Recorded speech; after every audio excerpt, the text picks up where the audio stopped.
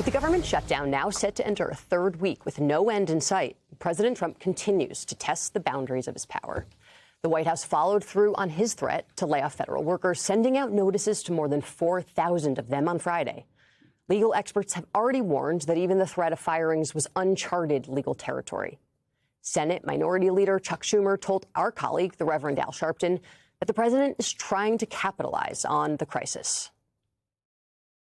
Even the government workers, when you talk to them, they resent being used as hostages. They resent being used as pawns by Donald Trump. And it's the kind of thing that Trump does, but the American people don't like it. President Trump's attempt at escalating his executive authority comes amid increasing dissent amongst Republicans as the shutdown drags on, especially as House Speaker Mike Johnson keeps the House in recess after failing to pass a standalone bill to pay military service members this week.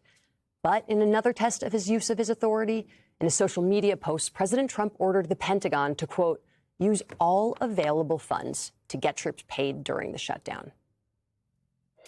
George Conway is back with us. George, you've been in D.C. for a long time. I don't know, how many shutdowns have you lived through? I think two here, or okay. one here. Well, we throw around the word unprecedented a lot, but using a government shutdown to expedite and further your political agenda, the DOGE agenda, and fire workers also as a tool of political retribution, how unusual is this? Well, it's very unusual, and it really reflects kind of the nihilism of their approach to government. I mean, they're firing people just for the sake of firing people. There's no rhyme or reason to it. I mean, they fired some people on Friday night at the CDC, and then they rehired them the next day because they realized, oh, wait a minute, maybe we do want to have this expert on measles on board. I mean, it's pure destruction for destruction's sake. There's no rationale to it. And I don't really think that there's a direction to what Trump is thinking about it. I mean, we saw the 2019 shutdown. The 2019 shutdown was because he didn't ask for enough money for the wall, and people got mad at him for not asking for enough money for the wall. So he pulled the plug on a deal his people had agreed to. And then because he had lost the midterms, he ended up getting less for the wall than he asked for and shut the government down to get. I mean, none of this is ever going to make any sense because it's Trump. And then we have people like the Ross Waltz of the world who are basically using it to carry out their, 40-year-long ambition. It was since puberty, I think somebody said, to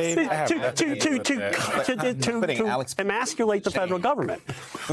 Look, to your point, our friend at Wall Street Journal, Josh Dawsey, wrote a new piece this week. Trump, feeling emboldened, pushes agenda into high gear. And there's this quote in there that I think is interesting and I think a lot of people will find concerning.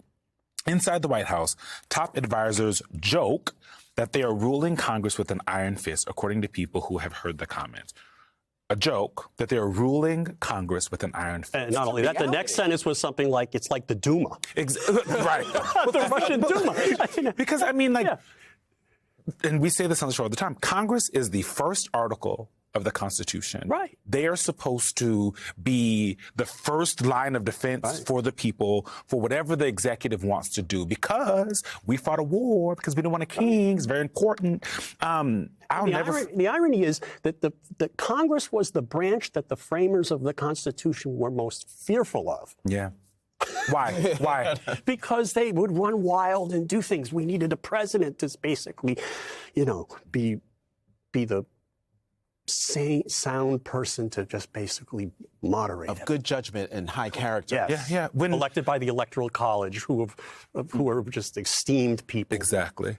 On January 19th of this year, I was talking to someone from that is now in the Trump DOJ. And I said, what are you guys planning? And they were like, basically everything. We're going to push the boundaries of everything. And I was like, on the legal side, they're like, everything.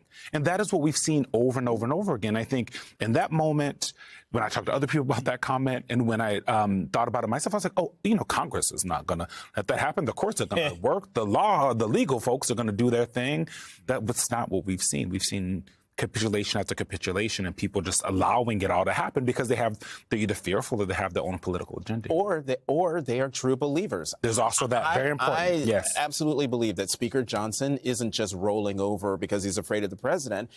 He believes in what the president is doing and wants to do. And I'm just wondering, do you think politically and strategically, more importantly, that it is a mistake of the speaker to not have his caucus in Washington, especially when this coming week, especially when the Democrats are going to be here? They're going to be walking all through Washington, talking to all manner of reporters. But then they have to swear in that woman, and then they have the Epstein. And then the Epstein files. But I mean, if you were the Speaker of the House in this moment, wouldn't you have your members in town to at least start putting pressure on Democrats rhetorically, saying, "You guys are in town, we're in town. Okay, let's sit down and talk. What are you afraid of? Of course. And if you could trust what your team would say. If you only wanted to be appearing to be a responsible public servant, you would be saying, we're working around the clock to get the show back on the road. But they don't, because I think it's loyalty to the president, I think part of it. I think his fear of the president is part of it, and then the Epstein thing is part of it. And I think also, you're right, they do have this nihilistic view of wanting to blow everything up. Do you think also that Speaker Johnson is basically afraid of his caucus? So earlier this year, we were talking about the fact that Speaker Johnson told his caucus, stop doing town halls, because they were getting their behinds handed to them by their constituents. Way to edit. Thank you. And now he's keeping his caucus out of Washington because, to Eugene's point, he's afraid of what some of these jokers in his caucus might say to the press about what's happening. That would be detrimental from his point of view. Well, it could be. I mean, we are seeing some fracturing in some ways. I mean, what is going on with Marjorie Taylor Greene saying things that are like reasonable and compassionate and not engaging in spiteful rhetoric? And she's talking about how her constituencies are being hurt. Her own kids. Her constituents. Her own kids. Her own kids. It's like, wait a minute. Wait. It's the inherent contradiction, I think, of Trumpism, which is that you have the people who bankroll Trumpism want to see low taxes. They want to see the government destroyed, like the Silicon Valley Teal types. They nihilistically want to see the government destroyed because they think government is useless and they want to keep all their money. And then the people who vote for Trump, who actually vote for Trump, they're in red states. They rely on federal funding more than they actually realize. Mm-hmm. And that's one of the inherent political contradictions of Trumpism, and we're seeing it come to roost now. No one asked me, but I'm going to play panelist for a second because something you said, Jonathan, reminded me of reporting that I did with my colleagues when I was at the Post. And this was as early as February, right on the heels of Trump's inauguration, which was a profile of James Braid. He's the liaison between the White House and Congress. And he said to us, the reality is that there's a little bit of an ideological disjoint between the new coalition, Trumpism, and congressional Republicans. But one of the things that makes me a little bit different from previous people who have held this role is the fact that whenever there's that disjoint, I am always going to be on the side of the president. So there are enforcers who know Congress well, who are over there and corralling people and keeping them in line. There we go. Yeah. With that, George Conway, thank you so much for joining and starting this morning off with us. With all that energy, we appreciate it. Yeah, lively.